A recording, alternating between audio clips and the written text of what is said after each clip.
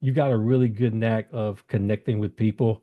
You're known as a great people leader within the organization. On top of the business side, you've got that too, right? You're now exiting Randstad, but and a lot of people have been deeply impacted by that, have shared a lot of warm sentiments about their experiences with you. And sad to see you go, but happy for you in terms of whatever might be your next chapter. So it really is an HR person. It warmed my heart to be able to see a person leave on on that kind of footing, well received in the legacy that they're leaving behind, which we'll talk more about that later. But I really want to figure out like what is it you do to have this kind of impact on people because I work with a lot of different leaders and not everybody has that knack, right?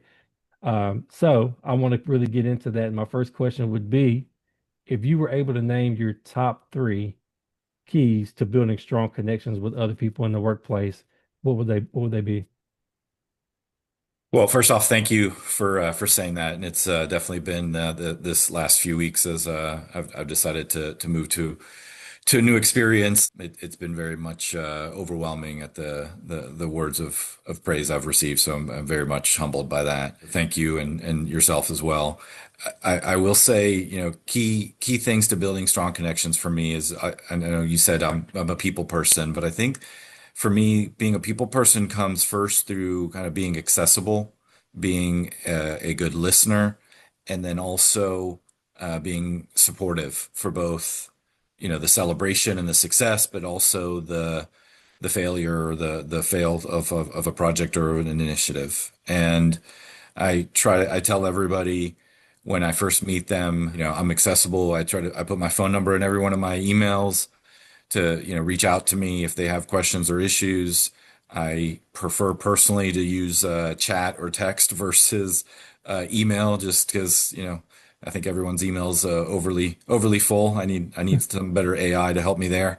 Um, and I make it a point to really listen and understand the person versus just a project or an initiative. And I think that's helped me over the years to build better relationships and, relationships that hopefully stick and that build trust and really help open up both myself and them with me. And then lastly, I think the strong connection for us and it's gotten harder. You and I have partnered and discussed this many times. It's gotten harder to bring people close when you're working in this new virtual world. Our team has gone to be much more remote, outside of the core cities where we have our big offices. And when you do that, it requires a bit more time to really get to know, the journey that employees are on, to understand people's, unique story or strength as to, what they're bringing to the table. So, for me, I've really focused on trying to make time for that and make time ask those questions, right? And really be authentic in what I do. And I think a couple of people have said that to me today, not today, this last few weeks, is that Yeah, I'm very much an authentic person. That's just kind of me, what I am, and kind of how I was raised. yeah. And you've done a good job of it because I'll tell you, I don't know what it is, but you have a way of when you're communicating with somebody, making them feel like they're the most important person at that moment, right?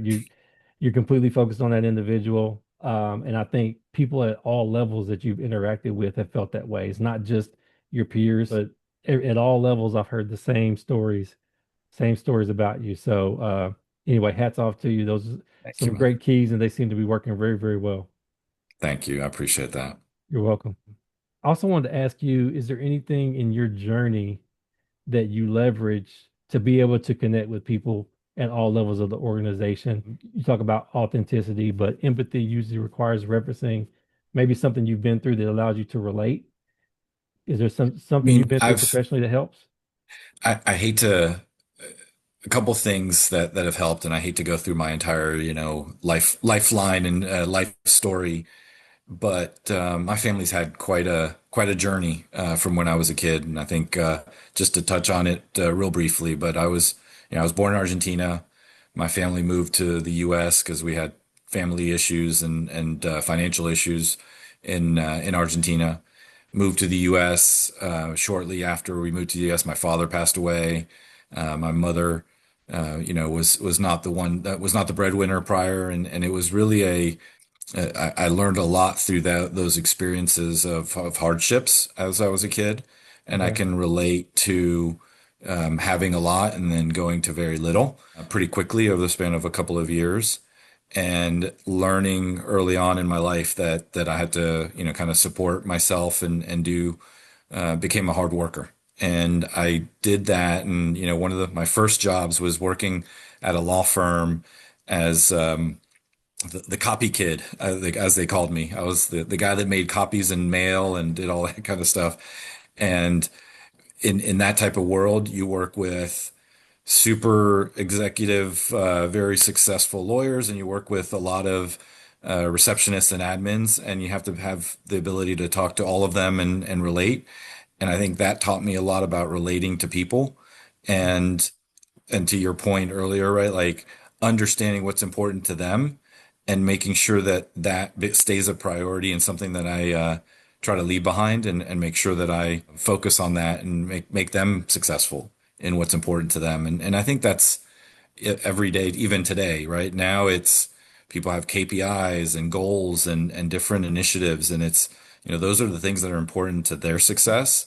Yeah. And we've got to, as IT, we've got a responsibility to help them be successful because what we do drives a lot of the success of our business. Yeah. And you mentioned losing your father early. Has that influenced your leadership as far as building leadership, a leadership mentality early? Like, did that kind of propel you to step into a leadership role and take on more responsibilities sooner? Well, yeah, it did. It did from a family perspective. I was one of those 14-year-olds that had a job after school every day and Yeah. working, at the grocery store at the first, and doing those types of things, doing those types of jobs. It definitely helped there. And my family, I worked. My mom had, I'll say, made the mistake of buying a poor performing dry cleaner business, and I worked in a dry cleaner, and I'll tell you nothing in Miami, working in a dry cleaner is nothing worse than in the summer heat working in a dry cleaner. So I learned a lot about hardship and working hard and doing those types of things early on. And I think that's part of for me, it makes me appreciate so how lucky I am to be where I am today and the journey I've gone through because I've done my share of let's say not fun jobs. Yeah. And I think that's what I love about staffing, especially Ronstad's. We've got everything from picker packers and warehouses all the way to executives that work for us. So I like learning the whole span and understanding what everybody does. Okay. Yeah, I can definitely see in your story like where that work ethic came, the foundation for it early, and the level of responsibility and stepping up. So it's really cool to hear that and make that connection for you. And then obviously building trust is a big part of having strong relationships too, right? Especially when you're a leader, a people leader. The more people trust you, the more open they're going to be, transparent about what they need, where they need to grow, what's going on, those different types of things. It just enables you to do more when individuals are trustworthy and you're having an open relationship. And I can see with your authenticity, open, and then you kind of reference your experience and how you pull from that. It gives you a sense of gratitude and things like that. Those things all help build trust with people. Have you ever had a situation where you had difficulty building trust with someone? And if so, how did you navigate it? Um, yeah, I mean, building trust, it's relationship building. It takes time. You don't build trust over a single day. And I would say yes, I've had times where it's taken me time to build trust in people. I think over the years I've had several bosses, and attribute a lot of my leadership style to the bosses I've had over the years. But every time I had a new boss, that was something that you first spend most of your time on is building that trust and connection with that person to make sure they understand that both, not only are you, let's say, competent and know what you're doing, but also that you're um, really focused on their growth as well, right? You're focused on their priorities and strategies, and that you're there to support them. Yeah. And if I think about just an example of trust and kind of having somebody that really started trusting me more was a person. We had an up and coming leader, kind of a high potential person that was moving up in our organization fairly quickly, and she was trying to decide kind of what's next. And in IT, a lot of people have that debate in their, do they go the management path? Do they go the more technology leadership path? And this person was very, very much a leadership type of person that could that I knew could do more than just technology, that could go also into the management path. And but that wasn't the comfort zone for this person. And she at first didn't want to go this path. We spoke, many a times about, what the pros and cons were of going one direction versus another. And it's not just one conversation, it was many. But I think over time, my biggest success there and in many respects was she did take the path of management. She did since then become a manager, senior manager, director, now VP. And seeing that person grow in their career has been really what to me is the biggest success. So I love and I'm always proud to see people that work for me or have worked for me be successful in their careers. And this person was one that was not easy to build trust with and really convince of taking a harder path in their career. But now looking back, it's been over 10 years now, but looking back, they're very thankful and proud of what they've become and where they are, and thank me for pushing them back then. And the fact that we built trust to grow for them was special.